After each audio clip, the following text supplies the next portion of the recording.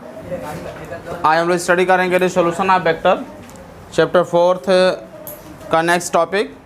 इससे पहले के जितने भी टॉपिक हैं हम लोग पहले स्टडी कर चुके हैं, और आज जो हमें पढ़ना है रिसोल्यूशन ऑफ द वेक्टर। तो सबसे पहले हम ये जानेंगे कि रिसोल्यूशन ऑफ वेक्टर क्या होता है। ठीक, जैसा कि मैंने आपको पहले ही बताया है कि यदि दो वेक्टर हो, ए वेक्टर हो और बी वेक्टर हो, दो वेक्टर आपको दे दिया गया हो, ठीक, और इसका रिजल्टेंट आपको अगर खींचना हो तो आप क्या करते थे कि ए वेक्टर ड्रा करते थे और इसके टिप से स्टार्ट करते थे बी वेक्टर, ठीक, और फिर स्टार्टिंग पॉइंट से आप क्या करते थे, खींचते थे अपोजिट ऑर्डर में, ठीक ना। तो जो मिलता था मेरा रिजल्टेंट वेक्टर होता था आप ऐसे आर। इसके बारे में पहले अच्छी तरह से परिचित हैं, ठीक, और पढ़ भी लिए हैं। अब इसमें क्या होगा कि आप पहले क्या था कि आपको दो वेक्टर दिया था, उसका रिजल्टेंट आपको फाइंड करना था, ठीक ना। अब इसमें क्या होगा कि सपोज दैट ये दोनों वेक्टर ना दिया हो और ये वेक्टर आपको दिया है, कहा जाए कि वो दोनों वेक्टर बता दीजिए जिससे मिलकर ये बना हुआ हो।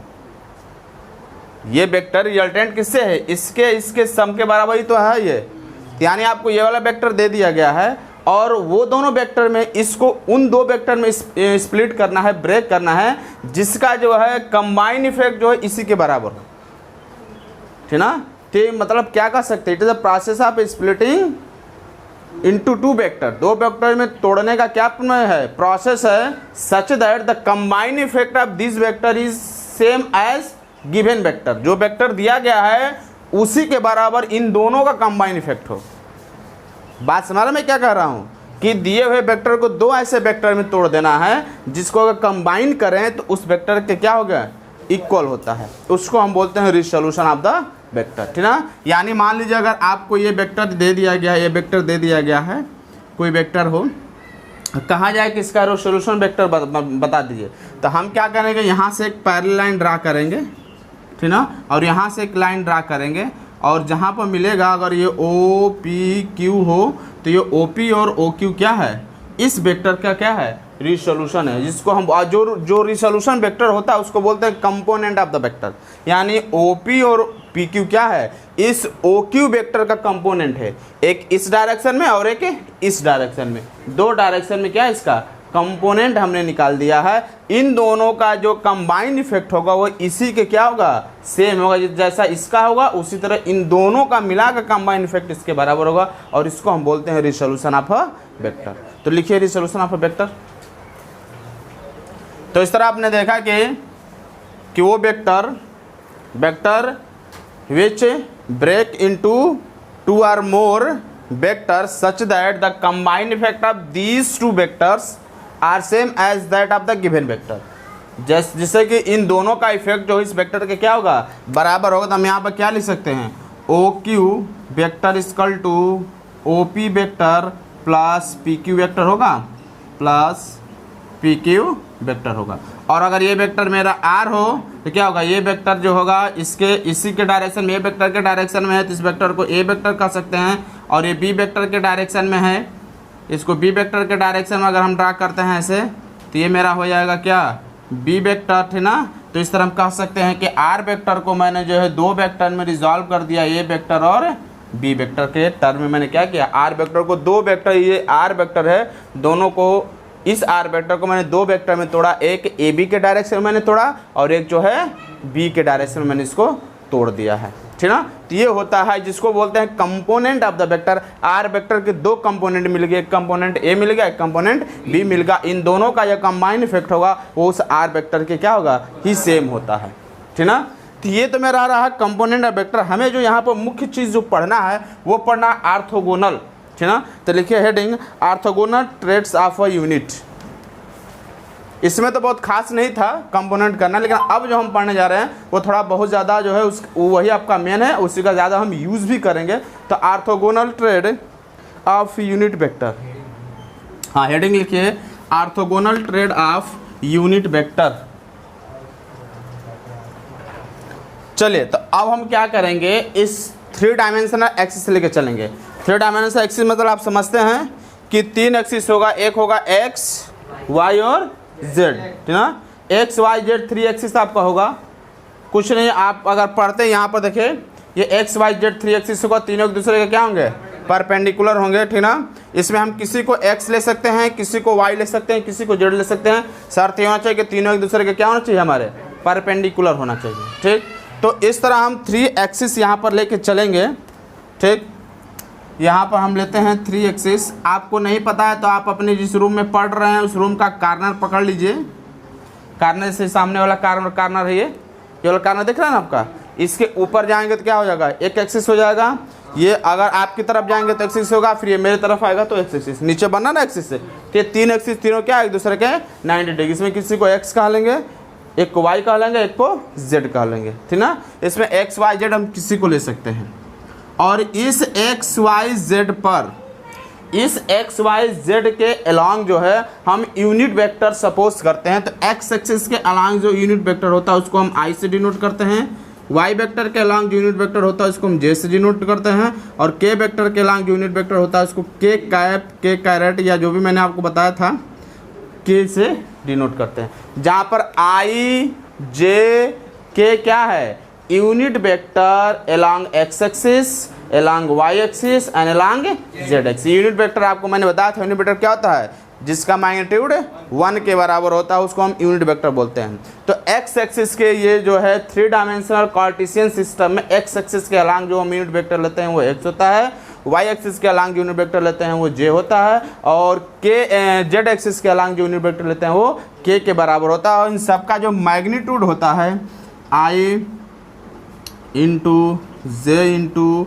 के किसके बराबर होता है, 1 के बराबर होता है। ये हमारा यूनिट वेक्टर, और इसी को बोलते हैं orthogonal trade off unit vector. ये हमारा तो orthogonal trade off unit vector का मतलब हुआ आई जे के, जो आई होता है एक्स एक्सिस के अलॉन्ग यूनिट वेक्टर होता है, जे जो होता है वाई एक्सिस के अलॉन्ग यूनिट वेक्टर होता है, के जो होता है जेड एक्सिस के अलॉन्ग यूनिट वेक्टर होता है। तो उसको हम बोलते हैं orthogonal trade off unit vector, ठीक।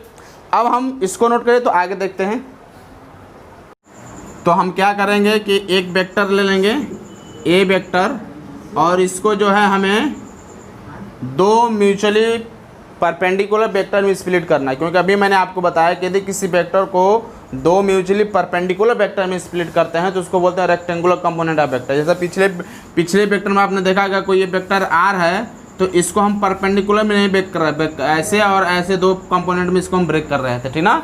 बट यहाँ पर क्या होगा कि इसको दो म्यूचुअली परपेंडिकुलर दिस और दिस वेक्टर में क्या करेंगे, इसको हम स्प्लिट करेंगे। परपेंडिकुलर अगर स्प्लिट करेंगे तो बोलेंगे, क्योंकि दोनों वेक्टर दूसरे के बीच क्या होना चाहिए, म्यूचुअली परपेंडिकुलर में उसके बीच क्या 90 डिग्री का होना चाहिए, तब उसको हम बोलेंगे रेक्टेंगुलर कंपोनेंट, ठीक ना। तो इस ए वेक्टर को अगर हम इसको ओरिजिन सपोज कर लेते हैं और यहाँ से हम एक एक्स एक्सिस ड्रा करते हैं और यहाँ से अगर हम वाई एक्सिस ड्रा कर, क्योंकि फिर से इसको ड्रा कर रहे हैं, मैंने एक वेक्टर ले लिया ए वेक्टर, ठीक।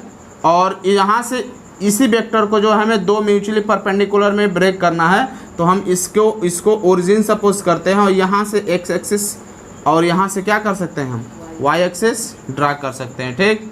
और इसी एक्स एक्सिस के अलॉन्ग एक कंपोनेंट में ब्रेक करेंगे और इसको एक बार वाई एक्सिस के अलॉन्ग कंपोनेंट में हम ब्रेक करेंगे, ठीक। तो यहाँ से हम क्या करते हैं, परपेंडिकुलर डालते हैं पैरेलल जो वाई एक्सिस के, और यहाँ से हम परपेंडिकुलर ड्रा करेंगे पैरेलल टू एक्स एक्सिस, ठीक।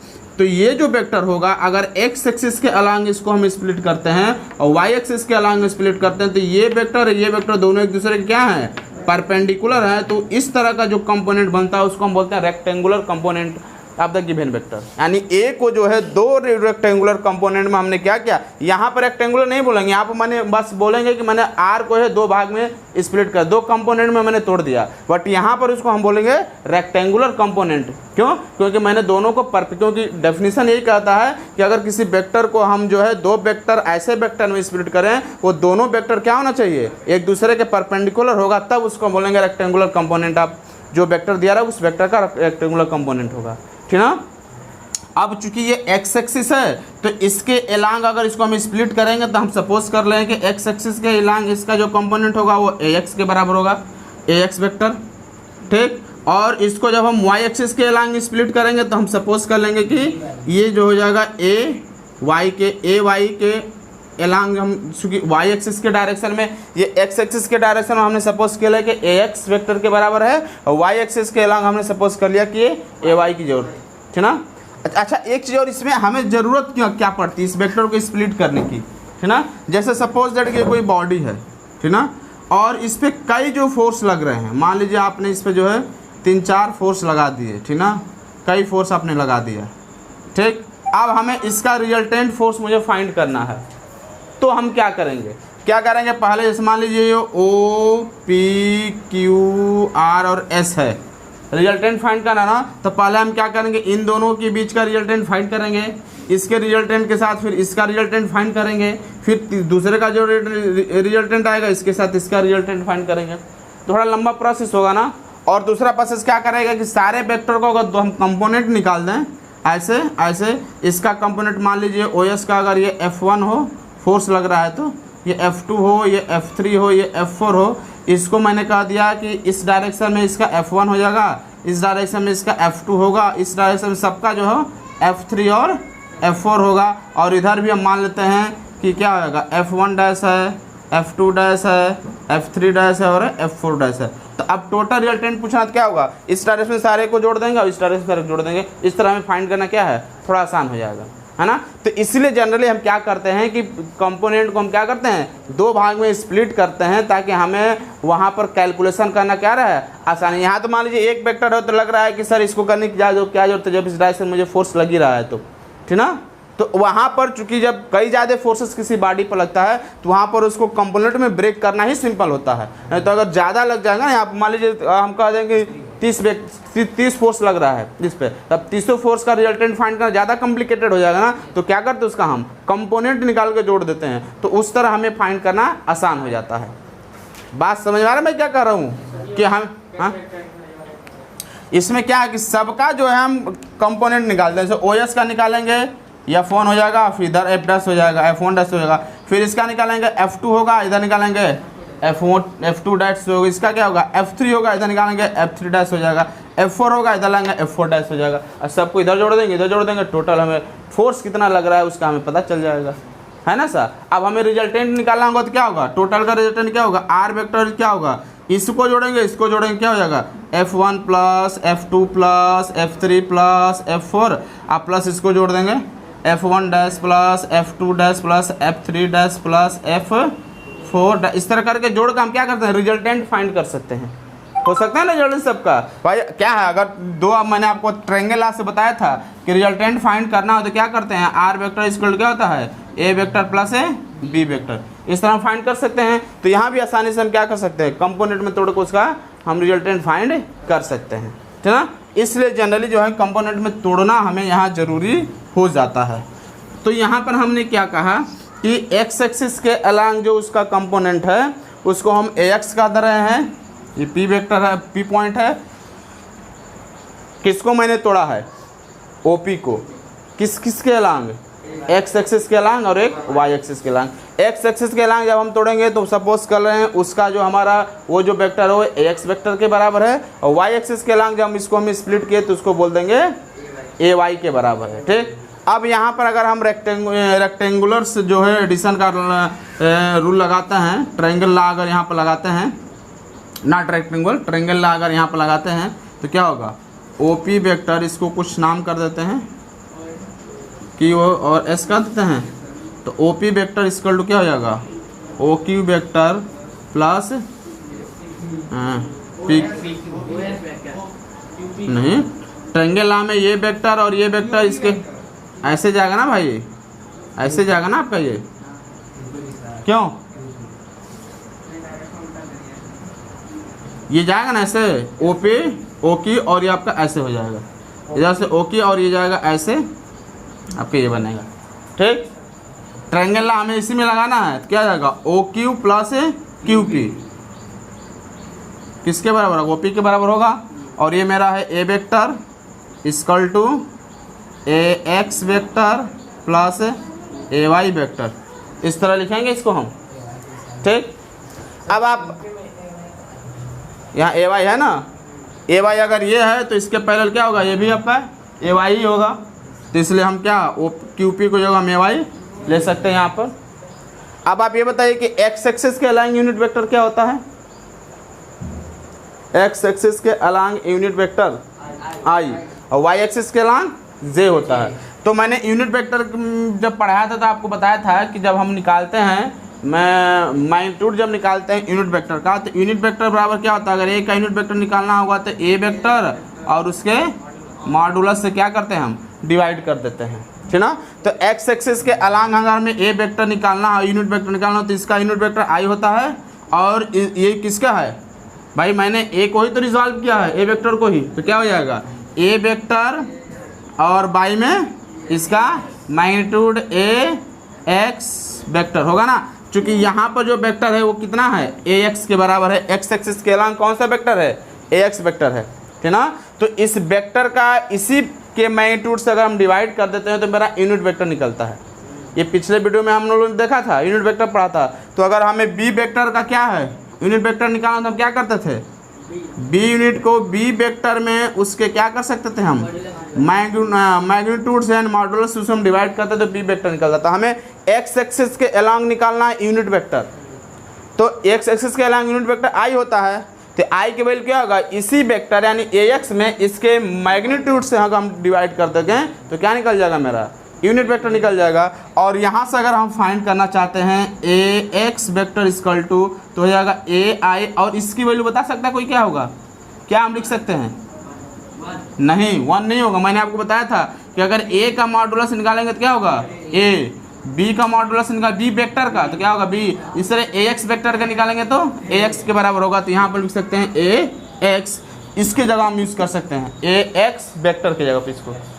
बात समझ में आ रहा है विवेक, ध्यान से समझिएगा क्योंकि क्वेश्चंस में इसी तरह से यूज़ किया जाएगा आगे, कि ना। अभी तक जो मैंने जो रिजॉल्व बताया ऑर्थोगोनल बताया तो जनरली सिंपल था, बट अभी जो हम आगे यूज़ करेंगे वो इसी टर्म से में यूज़ करेंगे हम, ठीक ना। इससे जहाँ भी डाउट नहीं होगा मतलब क्लियर नहीं होगा तुरंत आप रोक के पूछिएगा क्या हो रहा है, ये कैसा चक्कर चल रहा है यहाँ पर, क्या हो जाएगा ए एक्स आई ऐसा बनेगा प्लस। अब हम बात करते हैं ये वाई, जो वाई डायरेक्शन में जो हमारा वेक्टर बन रहा है, वाई जो कम ए का जो वाई कंपोनेंट है उसके बारे में हमने ए के एक्स कंपोनेंट के बारे में तो मैंने बता दिया कि ये होगा रिलेशन। अब ए का वाई कंपोनेंट, ठीक ना, क्या हो जाएगा, इसके अलांग यूनिट वेक्टर क्या होता है जे होता है, तो जे यूनिट वेक्टर इक्वल टू क्या हो जाएगा, इसका वेक्टर ये ए वाई बाई में मैग्नीट्यूड ऑफ ए वाई ऐसा होगा, और इसको हम लिख सकते हैं ए वाई वेक्टर बाई में ए वाई होगा। और यहाँ से अगर हम ए वाई वेक्टर की निकालते हैं वैल्यू तो हो जाएगा जे और ए वाई, इसको हम यहाँ पर लिख सकते हैं ए वाई जे यूनिट वेक्टर। इस तरह कुछ हम इसको लिखेंगे, ठीक ना। तो इसको नोट करिए तो फिर आगे देखते हैं। तो इसको हम क्या बोलेंगे, ये हो जाएगा component of vector A in term मतलब रेक्टेंगुलर कंपोनेंट वेक्टर ए, क्या बोलते हैं इसको, this is the equation of rectangular component of vector A, vector A का रेक्टेंगुलर कंपोनेंट। उसी तरह मान लीजिए मैंने आपको दे दिया यहाँ पर ये है, मैंने आपको बोल दिया कि ये जो वेक्टर बी है इसका रेक्टेंगुलर कंपोनेंट निकालिए, तो क्या करेंगे आप वेक्टर बी का यहाँ से परपेंडिकुलर ड्रा करेंगे, यहाँ से परपेंडिकुलर इसको बोल देंगे बी एक्स, जैसे मैंने एक्स बोला है, ये क्या हो जाएगा बी वाई, और बी वेक्टर इक्वल टू क्या हो जाएगा B X I plus B Y J, rectangular component of the vector B. अगर वेक्टर सी का निकालना हो तो क्या लिखेंगे, सी कर देंगे यहाँ पर, ये हो जाएगा सी एक्स, ये हो जाएगा सी वाई, क्या हो जाएगा C X equal to C X I plus I cap plus C Y J cap होगा। अगर मान लीजिए मैंने आपको यहाँ पर कोई और वेक्टर दे दिया, क्या एक्स वेक्टर दे दिया, क्या लिखेंगे यहाँ पर, चूँकि एक्स तो है कोई और वेक्टर पी वेक्टर ले लेते हैं, क्या हो जाएगा पी एक्स और पी वाई, तो क्या लिखेंगे पी वेक्टर का रेक्टेंगुलर कंपोनेंट, क्या हम लिख रहे हैं रेक्टेंगुलर कंपोनेंट, जो वेक्टर उसका रेक्टेंगुलर कंपोनेंट क्या हो जाएगा पी एक्स आई प्लस पी वाई जे। इस तरह जो है हम किसी वेक्टर के दो रेक्टेंगुलर कंपोनेंट को आई और जे के टर्म में हम लिख सकते हैं ना। तो इस तरह हम इसीलिए इसको बोलते हैं this is the equation of a rectangular component of the vector A, vector A का रेक्टेंगुलर कंपोनेंट है। बात समझ आ रहा है कैसे लिखेंगे इसको, हम नोट करिए इसे तो आगे बताते हैं। चलिए तो आगे देखते हैं। अब ये जो ए वेक्टर है वो एक्स एक्सिस के साथ सपोज थीटा एंगल बना रहा है, ठीक, ये ए वेक्टर जो है एक्स एक्सिस के साथ थीटा एंगल बना रहा है, ठीक ना। तो हम क्या करेंगे, यहाँ से क्या लिख सकते हैं, आप बता सकते हैं ये cos थीटा इक्वल टू कितना होगा? cos theta equal to cos theta की अगर हम वैल्यू निकालना की कोशिश करें तो a क्या होगा? Base by hypotenuse. तो यहाँ पे मैग्नीट्यूड बस लिखेंगे हम, अब ये वेक्टर नहीं लिखेंगे। क्या लिखेंगे? a x वेक्टर का मैग्नीट्यूड ax और वेक्टर a का मैग्नीट्यूड a। तो हम ये कह सकते हैं ax equal to a cos theta, ऐसा होगा। उसी तरह अगर हम निकालना चाहें साइन थीटा तो क्या लिख सकते हैं हम? हाँ, y का मतलब कि ये ax है ना आपका, तो ay अपान a होगा। तो ay equal to a sine theta, ऐसा होगा। अब इन दोनों को हम स्क्वायर करके भी लिख सकते हैं, ax square plus ay square, ये क्वेश्चन नंबर फर्स्ट हो गया and this is question number second. ay square equal to a square दोनों में से बाहर आ जाएगा, ये हो जाएगा cos square theta plus sine square theta, ऐसा होगा। तो ये हो जाएगा ax square plus ay square equal to a square. तो a स्क्वायर a की वैल्यू निकालेंगे तो under root ax square plus ay square. तो इस तरह अगर मुझे ax और ay की वैल्यू फाइंड रहेगा तो हम क्या करेंगे, उसका रिजल्टेंट आसानी से, मतलब कि a वेक्टर का जो मैग्नीट्यूड है वो आसानी से हम निकाल सकते हैं, ठीक ना। अगर ax की वैल्यू पता चल जाए, ax और ay की वैल्यू पता चल जाए तो a की वैल्यू यानी वेक्टर a का जो मैग्नीट्यूड है वो क्या हो जाएगा, ये ax स्क्वायर और ay स्क्वायर के सम का स्क्वायर रूट करेंगे तो उसी के इक्वल होता है। बात समझ में आ रहा है ये। दूसरी चीज़ अगर यहाँ से हम कैलकुलेट करना चाहें तो आप ये बता दीजिए tan थीटा इक्वल टू क्या होगा। डायरेक्शन अगर हम एंगल निकालना चाहें तो tan थीटा इक्वल टू क्या होगा यहाँ से? हाँ, तो परपेंडिकुलर आपका ay है तो ay बाई में ax हो जाएगा, बेस आपका ax है। और यहाँ से थीटा की वैल्यू निकालना चाहें तो हो जाएगा tan इनवर्स ay बाई में ax। तो ये भी मेरा बन जाएगा थीटा इक्वल टू इतना और ये a इक्वल टू बन जाएगा मेरा ये, ठीक। तो इसको नोट करिए।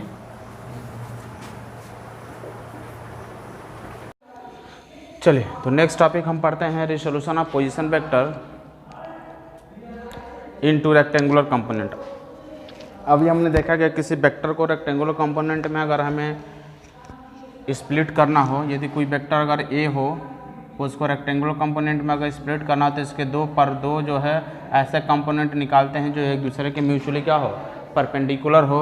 और ये मेरा अगर इसके साथ थीटा एंगल बनाता है p होगा, ये x एक्सिस, अगर ये y एक्सिस होगा तो अभी आपने देखा कि ये ax वेक्टर और ये y वेक्टर होगा।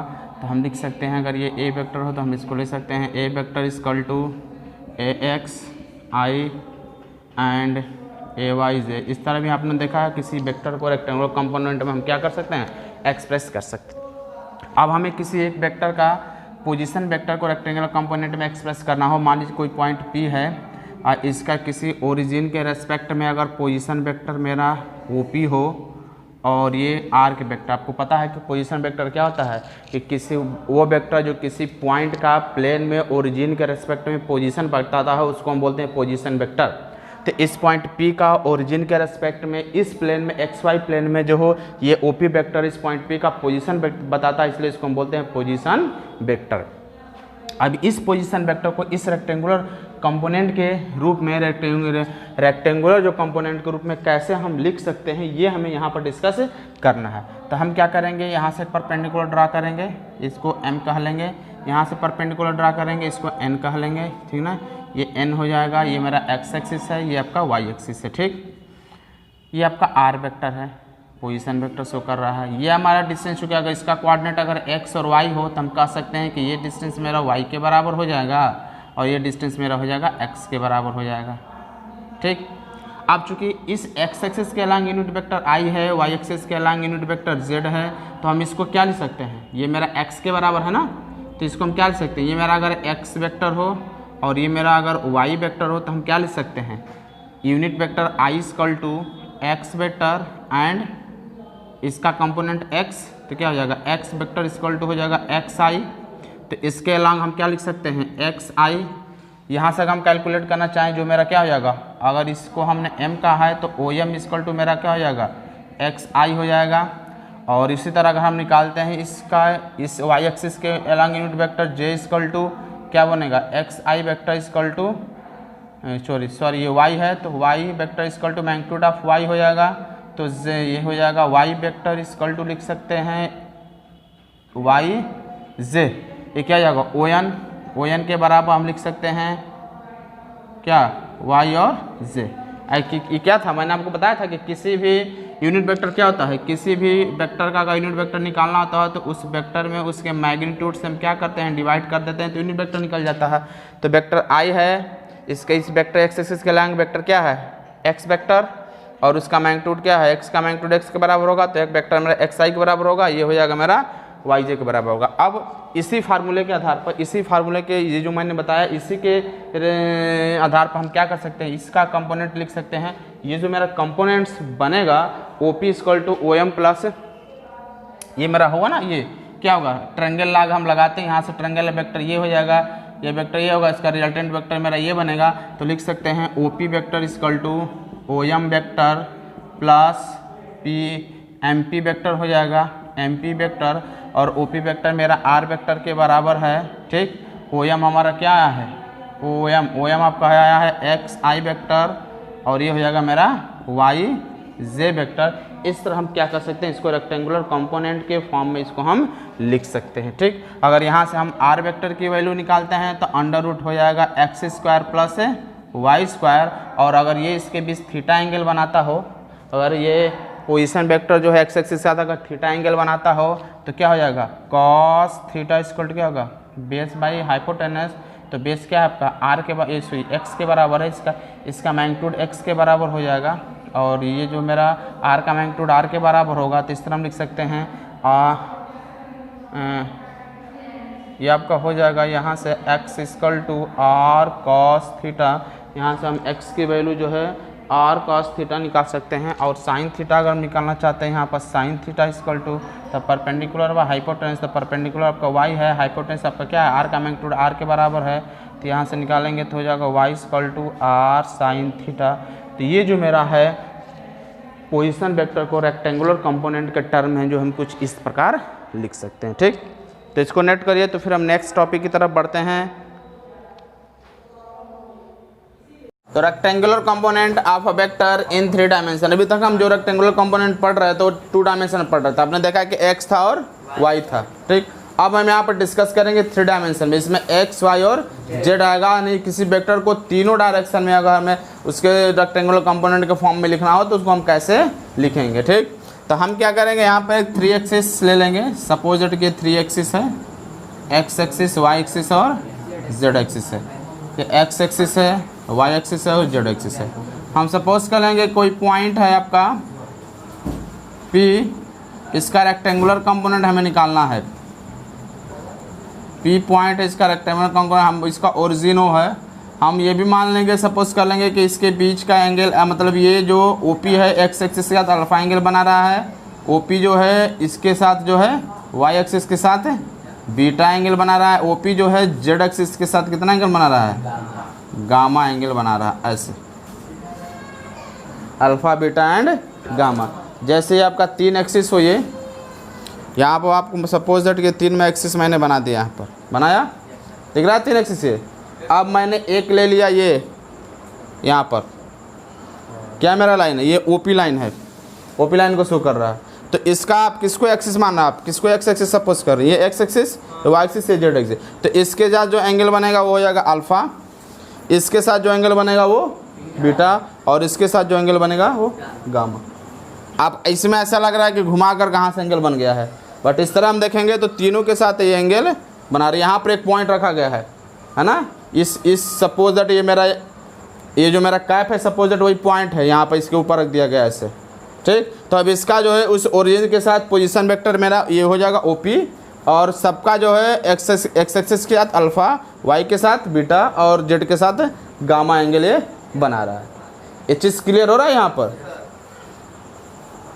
अब हम क्या करेंगे, यहाँ पर थोड़ा ध्यान देने वाली बात है। चलिए हम देखते हैं यहाँ पर तो इस तरह हमने क्या किया कि एक 3 डायमेंशनल लिया और हमने इसमें एक क्यूब बनाया। ठीक, ये देखिए ये जो डिस्टेंस है वो एक्स एक्सिस पे है, इसलिए ये एक्स एक्सिस ये एक्सिस क्या दोनों आपस में इक्वल होगा, तो इसको हम बोल सकते हैं ए एक्स वेक्टर होगा। ये मेरा वाई एक्सिस है, तो वाई एक्सिस है, ये डिस्टेंस मेरा क्या होगा इक्वल होगा, तो ये हो जाएगा ए वाई। और इधर मेरा जो है जेड एक्सिस है, तो इसको बोल देंगे ए जेड वेक्टर, ऐसा होगा। अभी आपने देखा कि ये मेरा जो ओ पी है, इसको सपोज दैट ये ए वेक्टर हो, ठीक। तो इस ए वेक्टर का एक्स एक्सिस के साथ जो एंगल बनेगा अल्फ़ा, वाई एक्सिस का जो एंगल बन रहा है वो बीटा, और गामा जो है किसके साथ जेड एक्सिस के साथ एंगल हमारा बन रहा है।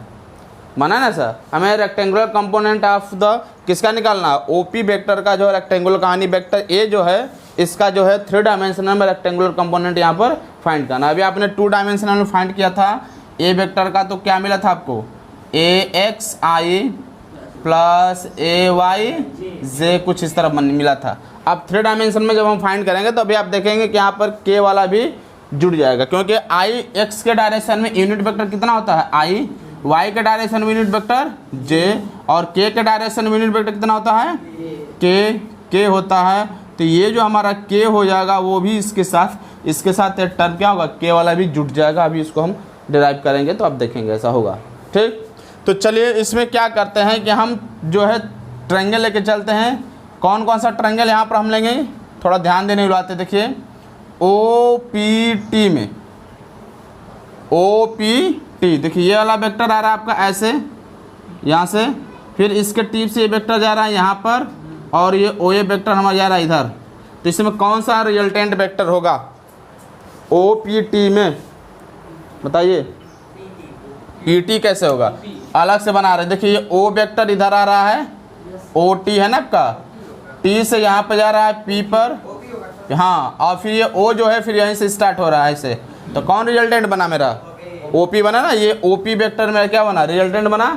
तो लिखेंगे in triangle O T P O P T क्या जाएगा O P equal to O P vector equal to O T vector plus क्या P T T P vector, ऐसा बनेगा।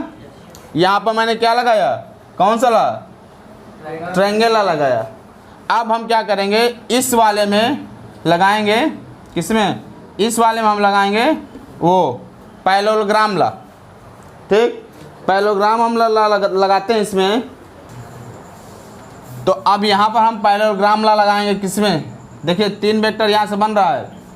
एक वेक्टर आपको यहाँ मैं फिगर्स थोड़ा अलग बना के दिखा दे रहा हूँ। ये आपका ओ आर वेक्टर इधर आया है, ओ क्यू वेक्टर, तीनों एक्सिस दोनों एक्सिस को ले रहे हैं, ओ क्यू वेक्टर। क्लियर हो रहा है। ये कौन सा एक्सिस मैंने यहाँ लिखा एक्स एक्सिस, ये वाला कौन सा एक्सिस है वाई, हाँ जेड एक्सिस है। ठीक, अब इन दोनों का रिजल्टेंट क्या जाएगा टी, ऐसे ही तो बनता है। क्या अगर एक पॉइंट से 2 वेक्टर निकलता था, हमने आपको बताया था ए वेक्टर और बी वेक्टर निकलता, तो इसका रिजल्टेंट क्या होता था आर वेक्टर। यहाँ से हम पैरेललोग्राम बनाते थे, इसका जो हमारा डायगोनल होता था क्या होता था ये मेरा आर वेक्टर जाता, आने आर वेक्टर इक्वल टू क्या जाता था A vector plus A B vector. यही तो आप पैरेललोग्राम ला में आप किए थे पीछे, है ना सर। तो यहाँ पर हम देख रहे हैं कि इस पॉइंट से 2 वेक्टर निकल रहा है, एक ओ पी और एक ओ क्यू। तो इसका जो रिजल्टेंट होगा क्या होगा ओ टी के बराबर होगा। तो हम क्या लिख सकते हैं O T equal to O R plus O Q, ऐसा लिख सकते हैं ना। तो यहाँ पर अगर हम लगाएंगे तो लिख सकते हैं O T vector equal to O R vector plus O Q vector, और इस ओ टी वेक्टर का वैल्यू यहाँ पर हम रखेंगे तो हो जाएगा O P vector equal to O R vector plus O Q vector plus ये टी पी वेक्टर आपको क्या है ऑलरेडी यहाँ पर प्रेजेंट है पहले से। ये बात समझ में आया, कोई डाउट अमन, लग रहा है मुझे ऐसा, बड़ी ध्यान से देख रहे हैं आप। ये ओ टी मैंने यहाँ से लगाया, इस ट्रायंगल में मैंने लगाया है क्या, देखिए यहाँ पर ओ आर वेक्टर और ओ क्यू वेक्टर दोनों एक ही पॉइंट से निकल रहा है यहाँ पर, ये OR और OP, और इसका ये रिजल्टेंट मेरा OT। जब एक ही मैंने इस फिगर को अलग भी बना दिया है, OR वेक्टर को मैंने यहाँ कर दिया, OQ वेक्टर को मैंने यहाँ लिख दिया, ये जो रिजल्टेंट जा रहा है OT वेक्टर है। तो एक ही पॉइंट से अगर दो चीज़ निकलता है, ये चीज़ क्लियर हुआ मैंने कैसे लिखा। तो अब जो है यहाँ पर OP क्या है मेरा, OP मेरा A वेक्टर है, तो लिख सकते हैं A वेक्टर। OR मेरा क्या है, AZ है, तो AZ वेक्टर। और OQ AX है ना, तो AX वेक्टर। और P से लेकर T तक देखिए क्या ये Y एक्सिस के बराबर है ना भाई, परपेंडिकुलर हाइट है इसका, ये है ना पूरी हाइट ऐसे जा रहा है, ये Y एक्सिस के तो है, क्या हो जाएगा AY वेक्टर, ऐसे बनेगा। ये चीज़ क्लियर हो रहा है। अब इसको हम क्या लिख सकते हैं, मैंने अभी आपको बताया था कि एक्स एक्सिस के अलांग जो मेरा होता है इसको बोलते हैं AX वेक्टर, ठीक। और Y एक्सिस हो तो इसको बोलते हैं AY वेक्टर। और अगर Z एक्सिस हो तो इसको बोलते हैं AZ वेक्टर। और इसके अलांग यूनिट वेक्टर होता है I, इसके अलांग यूनिट वेक्टर होता है J, इसके अलांग यूनिट वेक्टर होता है K। तो अगर इसका हमें यूनिट वेक्टर निकालना हो तो unit vector I equal to क्या हो जाएगा AX वेक्टर, और इसका मैग्नीट्यूड कितना हो जाएगा AX के बराबर होगा, ऐसा मैंने पीछे बताया है। तो ये क्या हो जाएगा AX वेक्टर इक्वल टू हो जाएगा AX और I। तो AX की जगह हम लिख सकते हैं इसको। उसी तरह अगर हम इसका निकालें, ये वाला फिगर साफ कर देते हैं, Y का निकालें तो J unit vector equal to AY vector, Y में AY, तो AY वेक्टर की वैल्यू निकालेंगे तो हो जाएगा AY है AYJ वेक्टर, ठीक। और यहीं पर हम निकाल सकते हैं K के साथ, अगर K यूनिट वेक्टर निकालें तो हो जाएगा AZ वेक्टर, Y में AZ होगा। और यहाँ से अगर AZ वेक्टर अगर निकालते हैं तो AZ के यूनिट वेक्टर, तो ये तीनों जो है हम यहाँ पर क्या कर सकते हैं यूज़ करेंगे नीचे वाले इक्वेशन में, तीनों इक्वेशन को हम यहाँ पर यूज़ करेंगे। इसको थोड़ा क्रम में लिख लेते हैं, क्रम में लिखेंगे तो क्या हो जाएगा A vector equal to AX vector plus AZ vector AY vector plus AZ vector, ऐसा होगा।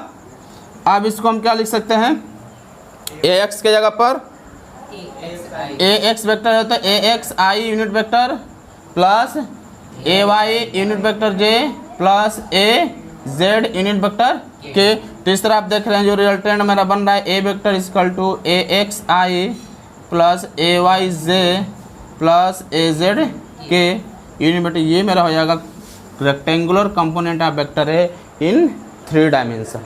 मैंने बताया भी था, तो बस यहाँ पर एक K वाला क्या होगा जुट जाएगा, जो आप देख रहे हैं। पहले तो आप पढ़े थे 2 डायमेंशन में, K वाला टर्म इसके साथ क्या होगा, कुछ कन्फ्यूजन लग रहा है विवेक,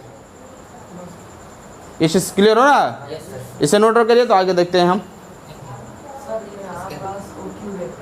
OT OR OQ, ये आपको मैंने इस फिगर में बताया है, फिर से इस फिगर को हम ड्रा कर सकते हैं। ये इसके बाद ये वाला समझ में आया फिगर, हाँ। तो अब मैंने क्या किया, इस OT की वैल्यू आप कर लीजिए, इक्वेशन नंबर इसको फर्स्ट लिख लीजिए, इक्वेशन नंबर इसको सेकंड लिख लीजिए। मैंने इस OT की वैल्यू यहाँ पर रख दिया है, OP वेक्टर पहले से है और OT की जगह ये दोनों उठाकर मैंने यहाँ पुट किया है, क्या जाएगा OR वेक्टर और OQ वेक्टर। ये PT वेक्टर आपका ऑलरेडी पहले यहाँ प्रेजेंट है। कुछ क्लियर हो मैंने क्या किया है कि 2 से जो है वैल्यू उठाकर 1 में रख दिया, 2 से OT क्या चाहिए बताइए, OT की वैल्यू कितनी है रखेंगे ना यहाँ पर। इस OT की जगह ये दोनों वैल्यू उठा कर मैंने रखा, बाकी ये तो यहाँ पर है, ये यहाँ पर है, दोनों जगह मैंने उठा के इसको रख दिया है, पुट कर दिया है, हाँ। अब इसमें क्या लिख सकते हैं, अगर इसका मैग्नीट्यूड निकालेंगे हम A वेक्टर का, तो क्या लिख सकते हैं यहाँ पर AX square plus AX square plus AY square plus AZ square. बात के लिए मैंने इस वाले में क्या बताया था आपको कि A की वैल्यू निकालना होगा तो क्या कर सकते हैं AX square plus AY square, ऐसे लिख सकते थे ना वहाँ पर।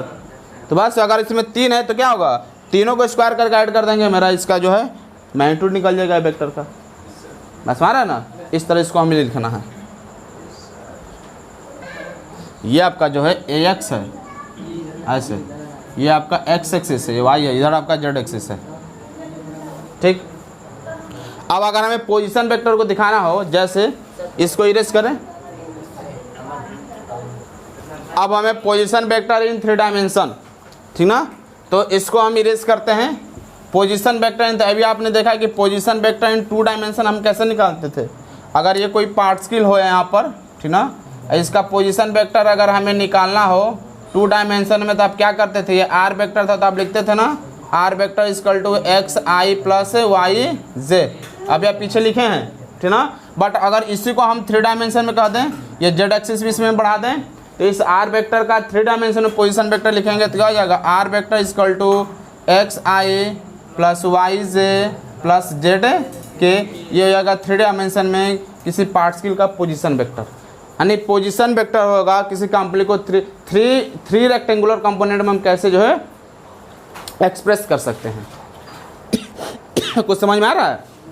अभी मैंने 2 जो है बताया था ना, 2 रेक्टेंगुलर कंपोनेंट में पोजीशन को, यहाँ पर जो है 3 आपका है, 3 डायमेंशन में इसको हम इस तरह एक्सप्रेस कर सकते हैं। मतलब क्या होगा, जेड बढ़ेगा तो यहाँ से जेड एक्सिस से मैंने लगाया तो यहाँ से जेड के इसमें क्या होगा, प्लस हो जाएगा। ठीक, तो ये रहा आपका आज का टॉपिक। बाकी को जो नेक्स्ट टॉपिक है हम कल डिस्कस करेंगे। ठीक, तो फिलहाल आज इतना ही रहते थे, फिर हम मिलते हैं नेक्स्ट वीडियो में।